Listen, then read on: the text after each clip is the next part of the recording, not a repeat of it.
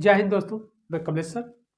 और हम लोग इस सेशन में जो वेदों का हम लोग स्टडी यानी अध्ययन कर रहे हैं, इस श्रृंखला में हम लोग यजुर्वेद का स्टडी करते हैं, अध्ययन करते हैं या यजुर्वेद के बारे में देखते हैं। तो आइए देखा जाए यजुर्वेद। ओके, और यह वेद, इस वेद में जो है अध्याय यानी जो चैप्टर हैं उनकी संख्या कुल 40 है। तो इस यजुर्वेद में 40 अध्याय हैं। मंत्रों की संख्या 2086 है। ओके, और इस वेद को सर्वप्रथम वेद व्यास ने, यहाँ पर हम लोग देखते हैं कि इस वेद को सर्वप्रथम वेद व्यास ने अपने शिष्य वैशंपायन को दिया। यानी इस वेद का ज्ञान, ओके, आप ऐसे समझ लीजिए, इस वेद का ज्ञान किसको हुआ था? ऋषि वेद व्यास को। क्योंकि हम लोगों को इस बात की जानकारी मिलती है कि वेदों की रचना वेद व्यास के द्वारा किया गया है। तो यजुर्वेद का ज्ञान वेद व्यास ने सबसे पहले अपने शिष्य वैशंपायन को दिया।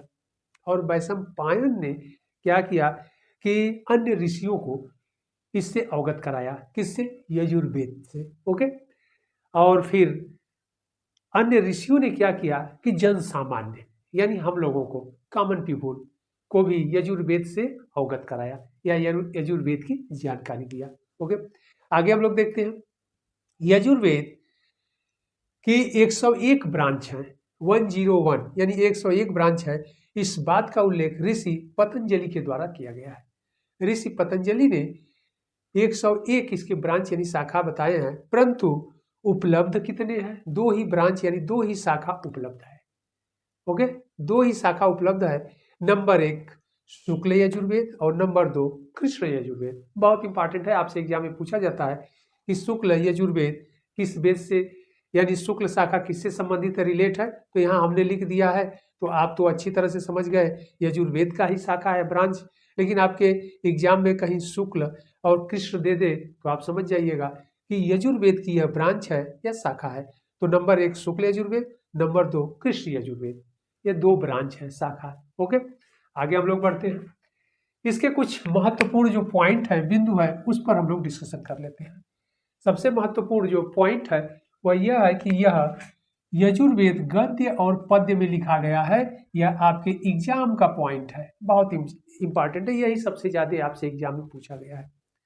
ओके, कि कौन सा वेद गद्य और पद्य में लिखा गया है। तो गद्य और पद्य में लिखा जाने वाला जो पहला वेद है यजुर्वेद, यजुर्वेद ही लिखा गया। ओके, दूसरे पॉइंट पर आते हैं, यह भी बहुत इंपॉर्टेंट है। दूसरा पॉइंट कह रहा है यज्ञ और उसके विधि विधान, यानी इस यजुर्वेद में उल्लेख क्या है? तो यज्ञों के बारे में उल्लेख है। विभिन्न प्रकार के यज्ञों का उल्लेख किया गया है। और विभिन्न प्रकार का यज्ञ, जैसे सुख संपन्नता के लिए कौन सा यज्ञ किया जाना चाहिए, ओके, पुत्र प्राप्ति के लिए कौन सा यज्ञ किया जाना चाहिए, राजा साम्राज्य विस्तार के लिए कौन सा यज्ञ करेगा, अश्वमेध यज्ञ। ओके, और फिर ये जो है कि वाजपेय यज्ञ कैसे होगा, पुरुष मेघ यज्ञ कैसे होगा, ओके, पंच महायज्ञ कैसे होगा और चतुर महायज्ञ कैसे होगा। तो कहने का मतलब यह है कि सभी प्रकार के यज्ञों का उल्लेख इसी वेद में किया गया है, यानी यजुर्वेद में किया गया है। और उन यज्ञों के विधि विधान यानी करने के सारे सिस्टम, सारे नियम, विधि विधान समझी गए आप लोग, सारे विधि विधान नियम इसमें बताए गए हैं किस यज्ञ में। ओके, महामृत्युंजय यज्ञ। तो कहने का मतलब यह है कि किस यज्ञ में कितने प्रकार का और कितनी संख्या भी दिया गया है, कितने प्रकार का और कितने यज्ञ कुंड जिसे कहते हैं, एल्टर जिसे कहते हैं, या जिसे वेदी भी कहा जाता है, तो कितना यज्ञ कुंड बनेगा और उसके बारे में सारे विधि विधान दिए गए हैं। क्या सामग्री रहेगी, कितने ब्राह्मण लोग उस यज्ञ को संपन्न करवाएंगे, ओके, कितने दिन में होगा, सारे विधि विधान इसी यजुर्वेद में दिया गया है। और इसी के अकॉर्डिंग आज भी इन जो यज्ञों का संपादन होता है किया जाता है या करवाया जाता है, किसके द्वारा? बाई पृष्ठ के द्वारा। ओके, तो इस बात को ध्यान रखना है, बहुत इंपॉर्टेंट है। तो इसमें सबसे बड़ी चीज है क्या कि यह गद्य और पद्य में लिखा गया है और इसमें विभिन्न प्रकार के किए जाने वाले यज्ञों का उल्लेख है और उसके विधि विधान कैसे किया जाए, किस विधि से किया जाए, सब कुछ इसमें उल्लेख है। तो यही 2 पॉइंट आपके एग्जाम के लिए सबसे अधिक इम्पॉर्टेंट है, आपके सभी परीक्षाओं में पूछे जाते हैं। ओके, तो यह पॉइंट बहुत इंपॉर्टेंट है, ध्यान रखिएगा आप लोग कि यह गद्य और पद्य में है और इसमें यज्ञों के बारे में विशेषकर उल्लेख किया गया है और उसके विधि विधान के बारे में किया गया है। अब आगे हम लोग देख लेते हैं कि सभी वेदों के अपने ब्राह्मण होते हैं, आरण्यक होते हैं और उपनिषद होते हैं। तो उसी तरह यजुर्वेद के भी ब्राह्मण, आरण्यक और उपनिषद हैं। तो इसका जो ब्राह्मण है यह शतपथ है और तैत्रीय है, बहुत इंपॉर्टेंट। शतपथ कई बार आपके एग्जाम में पूछा गया है, तो इसका शतपथ ब्राह्मण है। आरण्यक देख लेते हैं, आरण्यक जो है बृहदारण्य है, तैत्रीय है और शतपथ है। ओके, तो ब्राह्मण हो गया शतपथ और तैत्रीय, आरण्यक हो गया बृहदारण्य, तैत्रीय और शतपथ। उपनिषद देख लेते हैं, उपनिषद बृहदारण्यक होता है, बृहदारण्य है और इसके बाद कठ उपनिषद, ईश उपनिषद, श्वेताश्वर उपनिषद और मैत्रायण उपनिषद। ओके, तो यह बहुत ही इंपॉर्टेंट है। अब इसमें देखिए सबसे इंपॉर्टेंट क्या है, इसमें एक चीज सबसे इंपॉर्टेंट है, आपको मैं बता देता हूँ, एग्जाम के लिए बहुत इंपॉर्टेंट है और ज्ञान के लिए भी इंपॉर्टेंट है। आत्मा का नाम सुने होंगे आप लोग, हम लोगों ने अभी ऋग्वेद पढ़ा, ऋग्वेद में आत्मा के बारे में उल्लेख नहीं किया गया है। पहली बार फर्स्ट टाइम आत्मा के बारे में उल्लेख इसी कठ उपनिषद में किया गया है। आत्मा के बारे में पहली बार उल्लेख यानी चिंतन कहाँ आता है, यजुर्वेद में आता है। तो यह बहुत ही इंपॉर्टेंट है और कठ उपनिषद में ही यम और नचिकेता के बीच आत्मा पर डिबेट होता है यानी संवाद होता है। तो पहली बार वैदिक काल में जो यजुर्वेद है और इसके जो उपनिषद हैं, ओके, उपनिषद मतलब ज्ञान, चिंतन या दर्शन कह लीजिए, जो दर्शन उपनिषद में दिया गया है और वह कठ उपनिषद है। कठ उपनिषद में पहली बार आत्मा के बारे में हमें जानकारी मिलती है और आत्मा पर पहली बार चिंतन देखने को मिलता है और आत्मा का उल्लेख भी इसी वेद में, यजुर्वेद में मिलता है। और कठ और नचिकेता के बीच संवाद आपसे एग्जाम में पूछा जाता है, इसी कठ उपनिषद में किया गया। इसके बाद ईश उपनिषद या इसी को ईसोप उपनिषद भी कहते हैं। उपनिषद जोड़ देंगे तो ईसोप उपनिषद, और यहाँ पर अलग अलग हम लोग लिखे हैं या हेडिंग हम लोग उपनिषद डाले हैं, तो यहाँ पर सिर्फ ईश लिख दिए। ओके, और फिर श्वेताश्वर, तो श्वेताश्वर उपनिषद और मैत्रायण उपनिषद। तो यह बहुत इंपॉर्टेंट है, ध्यान रखना है आप लोगों को, जिसमें आत्मा के बारे में पहली बार हमें उल्लेख मिलता है। और दूसरा इंपॉर्टेंट जो है बृहदारण्यक। ओके, बृहदारण्य में जो है ऋषि याज्ञवल्क्य और गार्गी के बीच संवाद का उल्लेख मिलता है, यह भी बहुत इंपॉर्टेंट है। ध्यान रखिएगा आप लोग कि ऋषि याज्ञवल्क्य और गार्गी के बीच संवाद मिलता है और गार्गी से शास्त्रार्थ जब होता है तो इसी बीच में जो ऋषि याज्ञवल्क्य हैं वह नाराज भी हो जाते हैं, गुस्सा भी जाते हैं, कहते हैं तुम्हारा मुंह तोड़ दूंगा। तो कहने का मतलब यह है कि यह भी आपसे एग्जाम में पूछा जाता है। तो इस यजुर्वेद में हम लोगों ने देखा कि क्या क्या मिला, 3-4 बातें बहुत इंपॉर्टेंट है। यजुर्वेद यह गद्य और पद्य में है और यहाँ पर इसमें स्पेशली यज्ञों के बारे में उल्लेख किया गया है और यज्ञों के बारे में उल्लेख किया गया है, उनके संपादन किए जाने के विधि विधान का उल्लेख किया गया है। और इसके उपनिषद में बृहदारण्यक और कठ उपनिषद, यह दोनों बहुत इंपॉर्टेंट है एग्जाम के दृष्टिकोण से।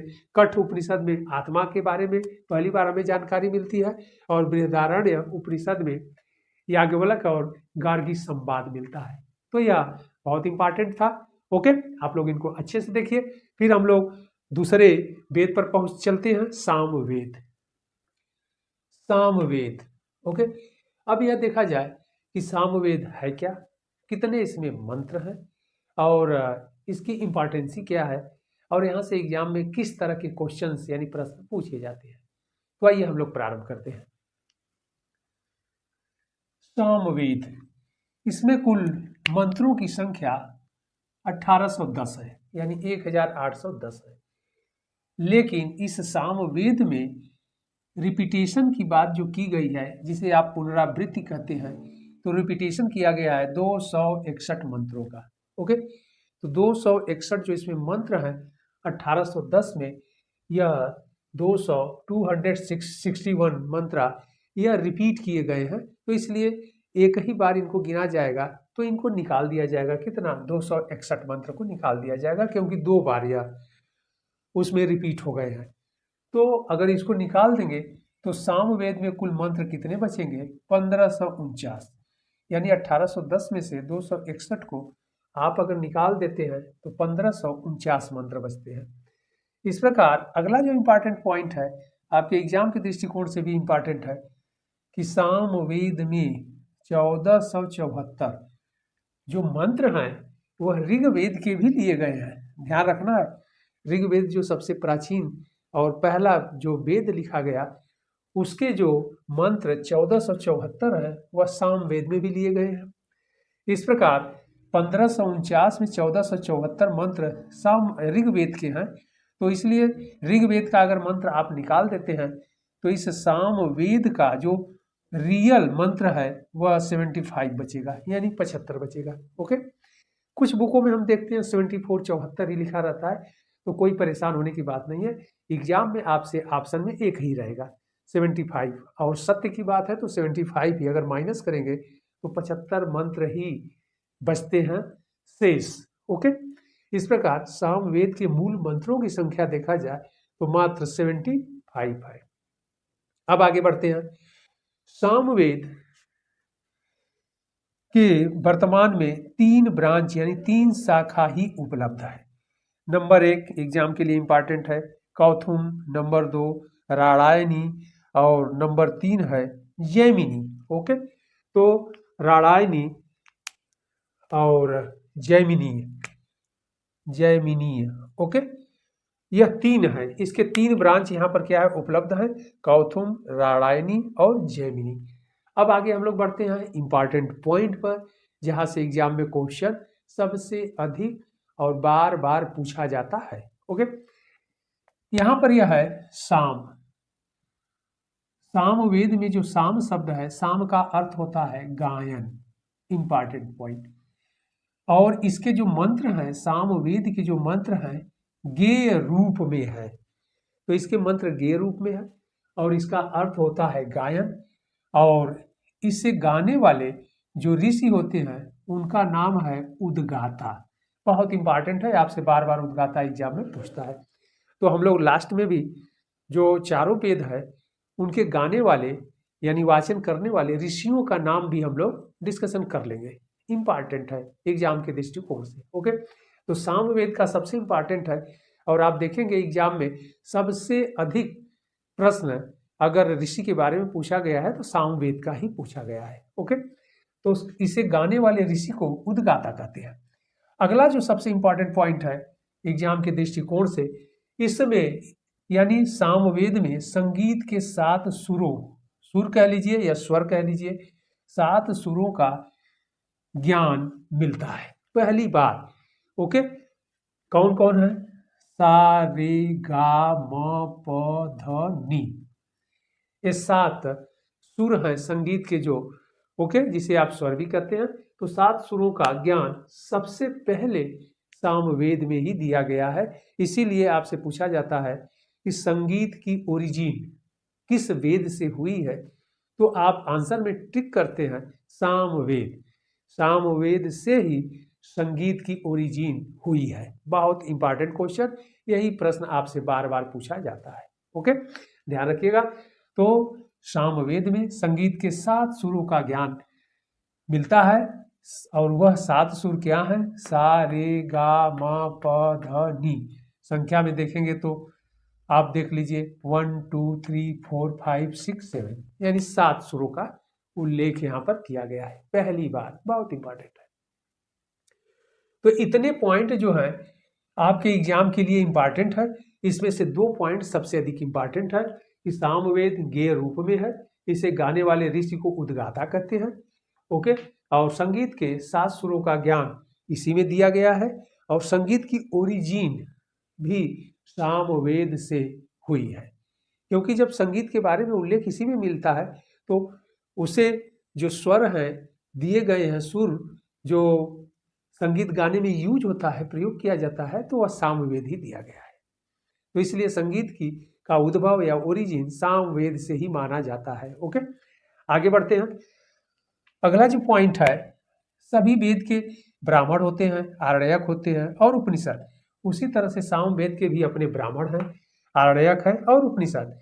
तो इसका ब्राह्मण जो है तांड्य ब्राह्मण है, षड्विश है, जैमिनी है और छांदोग्य है। ये इंपॉर्टेंट है, एग्जाम में आपसे पूछा जाता है।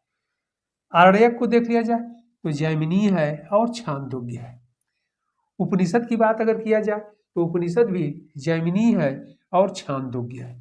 तो बहुत इंपॉर्टेंट है, जिसमें उपनिषद तो बहुत इंपॉर्टेंट है क्योंकि इसी छांदोग्य उपनिषद में देवकी पुत्र कृष्ण का, यानी भगवान कृष्ण जो है देवकी पुत्र कृष्ण का फर्स्ट टाइम उल्लेख इसी में मिलता है। तो यह बहुत ही इंपॉर्टेंट है। ओके, तो यह था सामवेद, और सामवेद से संबंधित यह सारे इंपॉर्टेंट पॉइंट पर हम लोग डिस्कशन किए। और आप लोग स्क्रीनशॉट अवश्य ले लीजिएगा अथवा लिख लीजिएगा, क्योंकि एग्जाम में ये इतने ही पॉइंट इंपॉर्टेंट है कि यह गेय रूप में है, संगीत की ओरिजिन इसी से हुई है और संगीत के 7 सुरों का ज्ञान इसी सामवेद के माध्यम से हुआ है, या उल्लेख इसी सामवेद में है। ओके, तो बहुत इंपॉर्टेंट है। और इसके उपनिषद आपसे एग्जाम में पूछे जाते हैं, आप लोग इसे अवश्य याद रखिएगा। उपनिषद जैमिनी और छांदोग्य, और देवकी पुत्र कृष्ण का उल्लेख इसी छांदोग्य उपनिषद से हुआ है। तो इस बात को भी ध्यान रखिएगा। यह बात बार बार छांदोग्य उपनिषद भी कई बार सिंगल क्वेश्चंस में भी पूछा गया है कि छांदोग्य किस वेद का उपनिषद है, तो वह है सामवेद का। ओके, अब हम लोग बढ़ते हैं अगले वेद की ओर। इसमें हम लोग अथर्ववेद पर डिस्कशन करेंगे। ओके, और यह है अथर्ववेद। अब यहाँ पर सबसे इंपॉर्टेंट बात यह है कि अथर्ववेद के जो है 4 वेदों में यह चौथा वेद है, और आप इसको ऐसे भी कह सकते हैं कि यह नवीन वेद है, क्योंकि इस वेद का जो संकलन है यानी कंपाइल किया गया है या रचना की गई है वह सबसे बाद में की गई है, इसलिए सबसे नवीन वेद है। और सबसे प्राचीन जो वेद है हमारा ऋग्वेद है, फिर सामवेद है, यजुर्वेद है और यह अथर्ववेद है। ओके, तो यह बहुत इंपॉर्टेंट है, एग्जाम के दृष्टिकोण से भी बहुत इंपॉर्टेंट है। तो आइए हम लोग इसको देखते हैं, अथर्ववेद। ओके, अब इस अथर्ववेद में क्या है कि 20 अध्याय है। इस अथर्ववेद में 20 अध्याय है और इसमें सूक्तों की संख्या है 731, 731। ओके, और इसमें मंत्रों की संख्या है 5987, और इसीलिए कहीं कहीं लिखा मिलता है आपको 6000, इसलिए आप 6000 भी कह सकते हैं, 5987 भी कह सकते हैं। एग्जाम में आपसे एक ही अगर मंत्र पूछा, आज तक पूछा नहीं गया है लेकिन अगर पूछा जाएगा तो इसमें से एक ही रहेगा, तो यह लगभग 6000, नहीं तो एग्जैक्ट है 5987। ओके, अब आगे बढ़ते हैं। सबसे इंपॉर्टेंट क्वेश्चन है, इस वेद को ब्रह्म वेद भी कहते हैं। क्यों कहते हैं देख लिया जाए तो ब्रह्मा द्वारा भी ऐसी मान्यता है कि ब्रह्मा द्वारा 967 यानी 967 मंत्र जो है भगवान ब्रह्मा के द्वारा लिखा गया है या रचित है या कंपाइल किया गया है। ओके, इसीलिए इसे ब्रह्म वेद भी कहते हैं। यह बहुत ही इंपॉर्टेंट पॉइंट है। तो भगवान ब्रह्मा के द्वारा 967 मंत्र लिखे गए हैं, इसीलिए इसे ब्रह्म वेद कहते हैं। यह आपके एग्जाम में क्वेश्चन पूछा गया है कि किस वेद को ब्रह्म वेद कहते हैं। ओके, आगे बढ़ते हैं हम लोग। और ब्रह्मा के द्वारा लिखा गया है, इसीलिए ब्रह्म वेद अथवा इसे श्रेष्ठ वेद भी कहते हैं। ओके, कहा गया है क्योंकि भगवान के द्वारा संकलित किया गया है। कितने मंत्र, यानी 967 मंत्र। ओके, बहुत इंपॉर्टेंट है। अगला पॉइंट क्या है, महिवेद। इसे महिवेद भी कहा गया है, और इसी अथर्ववेद में पृथ्वी सूक्त है, और यह भी बहुत इंपॉर्टेंट है। पृथ्वी सूक्त इस अथर्ववेद में है, और पृथ्वी से पर जो वनस्पतियां हैं, विभिन्न प्रकार के डिफरेंट टाइप के जो प्लांट है, ट्री है, पौधे हैं, वनस्पतियां हैं, सबका उल्लेख इसमें विस्तृत किया गया है। क्यों किया गया है आगे हम लोग डिस्कशन करेंगे क्यों किया गया। तो इसलिए इसे महिवेद भी कहते हैं अथवा ब्रह्मवेद भी कहते हैं। ओके, और इसमें क्या है, पृथ्वी सूक्त भी है। और अथर्ववेद इसलिए कहा जाता है कि अथर्वा ऋषि के द्वारा भी इसे संकलन बताया गया है, तो इसीलिए इसे अथर्ववेद भी कहते हैं। ओके, आगे बढ़ते हम लोग। इंपॉर्टेंट, सारे इंपॉर्टेंट पॉइंट है, एग्जाम के लिए बहुत ही इंपॉर्टेंट है। अब इसमें जो एग्जाम के लिए महत्वपूर्ण बिंदु है या पॉइंट है उस पर हम लोग भी डिस्कशन कर लें। तो देखिए, पहला ही इंपॉर्टेंट पॉइंट है और सबसे इंपॉर्टेंट पॉइंट है इसका, क्या है कि इसमें तंत्र मंत्र, जादू टोना और विविच वशीकरण के बारे में जानकारी मिलती है या उल्लेख मिलता है।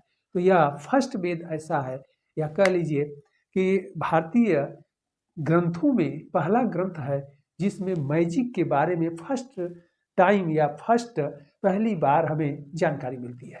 ओके, यानी हम मैजिक से इंट्रोड्यूस होते हैं पहली बार वैदिक काल में, उत्तर वैदिक काल में, और वह कराता है अथर्ववेद।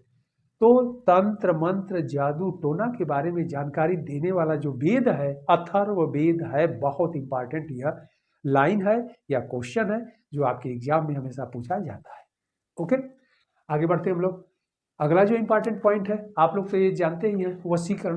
वशीकरण मतलब विविच, जादू टोना, किसी पर जादू मार देना, टोना कर देना, तभी से समाज में यह इसका प्रचलन हुआ है और चला आ रहा है। वशीकरण से संबंधित जो मंत्र हैं, विविच, किसी को वश में करना। इसीलिए आप देखते हैं कि न्यूज़पेपरों में, समाचार पत्रों में, या फिर अब तो आप देखिए मीडिया पर भी, सोशल मीडिया पर भी इस तरह, ओके, और बाबा बंगाली, इस तरह से नाम आप सुनते हैं कि बाबा बंगाली का ये कॉन्टेक्ट नंबर है, 24 घंटे के अंदर आप अपनी समस्याओं का समाधान पाएं, और श्योर एज सर्टेन करते हैं। जो प्यार में असफल हैं, प्यार में को सफल बनाना चाहते हैं, फिर प्यार से जो तोड़ना चाहते हैं, बीच किसी को अपने बस में करना चाहते हैं, सब कुछ 24 घंटे के अंदर उनको निदान मिल जाएगा। और वह है वशीकरण देने वाला, या इस तरह के मंत्र कहाँ दिए गए हैं, अथर्ववेद में दिया गया है। ओके, तो बहुत ही इंपॉर्टेंट है। आगे बढ़ते हैं हम लोग। औषधियों का भी उल्लेख है, बहुत इंपॉर्टेंट है। इसमें विभिन्न प्रकार के औषधियों का उल्लेख है, यानी आयुर्वेद से संबंधित जो हमें जानकारी देता है पहला वेद है अथर्ववेद। विभिन्न प्रकार के जो डिजीज हैं, बीमारियां हैं या रोग हैं, उसके बारे में उल्लेख किया गया है, और उसके निदान से संबंधित जो मेडिसिन कह लीजिए या औषधि है बताया गया है, उन औषधियों का भी विस्तृत उल्लेख किया गया है। यानी उत्तर वैदिक काल तक, ऋग्वेद में तो ये बातें नहीं है, लेकिन उत्तर वैदिक काल तक धीरे धीरे लोगों के चिंतन में विकास हुआ, और समाज के में जो विभिन्न जो क्षेत्र था, फील्ड था, उन सभी क्षेत्रों में उनकी पैनी दृष्टि गई, और उन सभी क्षेत्रों में उन लोगों के द्वारा विशेष कार्य किया गया। और यह जानकारी हमें अथर्ववेद पढ़ने से मिलती है, या यह जानकारी अथर्ववेद देता है। ओके, तो यह भी इंपॉर्टेंट क्वेश्चन है कि विभिन्न प्रकार की बीमारियों और उसके निवारण से संबंधित जो औषधि है उसके बारे में भी जानकारी यह अथर्ववेद देता है। अगले पॉइंट पर हम लोग बैठते हैं। यहाँ पर लिख दिए हैं विभिन्न प्रकार के रोगों का निवारण, यानी निवारण की विधियों, यहाँ पर रहेगा निवारण की विधियों का उल्लेख है। ओके, अगला जो पॉइंट है, तो यह पॉइंट तो बहुत इंपॉर्टेंट है, एग्जाम के लिए हमेशा यही पॉइंट पूछा जाता है, और तंत्र मंत्र जादू टोना के बारे में, और फिर औषधियों के बारे में, विभिन्न प्रकार के बीमारी यानी रोगों के उपचार के लिए इसमें विधियां बताई गई है। ओके, आगे बढ़ते हैं। अगला इंपॉर्टेंट पॉइंट, अंग और मगध महाजनपद। जो 16 महाजनपद थे उत्तर वैदिक काल के बाद, जो 600 ईसा पूर्व, हम लोग पढ़ भी डाले हैं, जो लोग नहीं पढ़े हैं वो देख लीजिएगा, और हम प्ले लिस्ट बनवा देंगे एंशिएंट का जल्द ही, थोड़ा और टॉपिक हो जाए तो, और वैदिक का भी एक टॉपिक रहेगा प्ले लिस्ट, और आप लोग उसमें जा करके देख लीजिएगा। तो इस वेद में अंग और मगध महाजनपद का उल्लेख मिलता है, और यहाँ पर बहुत इंपॉर्टेंट यह प्रश्न है, बार बार आपसे पूछा जाता है कि मगध के लोगों को इस अथर्ववेद में व्रात्य कहा गया है। व्रात्य का मतलब होता है मलिच, मलिच का मतलब होता है अनटचेबल, जिसे छुआ ना जा सके, छूने योग्य नहीं, तो उसके लिए जो अथर्ववेद में प्रयोग किया गया है संस्कृत में शब्द है व्रात्य।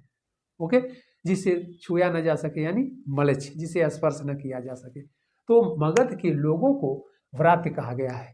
ओके, और यह कहा गया है कि यह इसलिए कि यह वैदिक जो क्षेत्र था उसके आउटक्रस्ट यानी बाहरी भाग में थे, उससे बाहर लोग थे, यानी वैदिक जो वैदिक क्षेत्र का या विस्तार हुआ था और जहाँ पर आर्य रहते थे वह होली लैंड कहा जाता था और आर्यों को श्रेष्ठ कहा जाता था, पवित्र लोग, और इसके बाहर के लोगों को अनार्य कहा जाता था। तो अनार्य से तात्पर्य है मलेच्छ, मलेच्छ से तात्पर्य है अनटचेबल, यानी जिसे छुआ न जा सके या जिसे सामान्य शब्दों में आप अछूत भी कहते हैं। ओके, तो यहाँ के मगध के लोगों को व्रात्य कहा गया है, कई बार एग्जाम में आपसे पूछा गया है और आगे भी यह प्रश्न आएगा। ओके, आगे देखते हैं। तो यह इतनी बातें इंपॉर्टेंट है और इसी में एक राजा का भी उल्लेख मिलता है और वह है राजा परीक्षित का उल्लेख मिलता है। तो राजा परीक्षित का भी इसमें उल्लेख मिलता है। आगे बढ़ते हैं।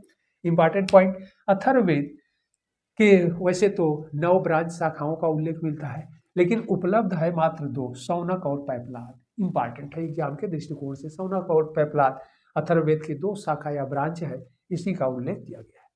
अब आगे बढ़ते हैं। सभी वेदों के ब्राह्मण है, आरण्यक है, उपनिषद। तो अथर्ववेद के भी अपने ब्राह्मण है, आरण्यक है और उपनिषद, जो आपके एग्जाम के लिए इंपॉर्टेंट है, जो पूछे जाते हैं। ओके, तो इसका ब्राह्मण है गोपद, बहुत इंपॉर्टेंट है, मात्र एक ब्राह्मण है, वो भी गोपद, आपसे एग्जाम में हमेशा पूछा जाता है। आरण्यक, आरण्यक इसका कोई नहीं है, ध्यान रखिएगा, यह भी एग्जाम के लिए इंपॉर्टेंट है कि किस वेद का कोई आरण्यक उपलब्ध नहीं है, या उपलब्ध की बात छोड़िए, है ही नहीं। ओके, अगला पॉइंट, उपनिषद बहुत इंपॉर्टेंट है। तो प्रश्नोपनिषद यानी प्रश्न, मुंडक और मांडुक्य, यानी प्रश्न उपनिषद, मुंडक उपनिषद और मांडुक्य उपनिषद। अब इसमें देखिए, अगर यहाँ उपनिषद हेडिंग डाल दिए हैं तो हम सीधे सीधे प्रश्न लिख दिए, नहीं तो प्रश्नोप उपनिषद हो जाएगा, यहाँ पर मुंडकोप उपनिषद हो जाएगा, मांडुक्योप उपनिषद हो जाएगा। ओके, तो इसमें सबसे इंपॉर्टेंट जो है यह मुंडक या मुंडकोप उपनिषद है, क्योंकि इसी उपनिषद में सत्यमेव जयते शब्द का उल्लेख किया गया है। ओके, और इसी मुंडकोप उपनिषद में भी यज्ञ को टूटी नौका कहा गया है, अर्थात यज्ञ का जो खंडन है पहली बार अथर्ववेद के उपनिषद मुंडकोप उपनिषद में किया गया है। तो यह दोनों पॉइंट बहुत ही इंपॉर्टेंट है। ओके, तो इस प्रकार यह जो उपनिषद प्रश्न, मुंडक और मांडुक्य था, और यह चौथा अथवा नवीन वेद अथर्ववेद हम लोगों ने देखा, और आप लोग इनको बहुत अच्छे से देख लीजिएगा, स्क्रीनशॉट ले लीजिएगा, इसको नोट कर लीजिएगा। सारे एग्जाम में आने वाले जो प्रश्न हैं सभी पर हम लोगों ने डिस्कशन कर लिया। ओके, तो यह था वेदों को, 4 वेद हम लोग देख लिए। अब हम लोग आगे देखेंगे वेदांग। ओके।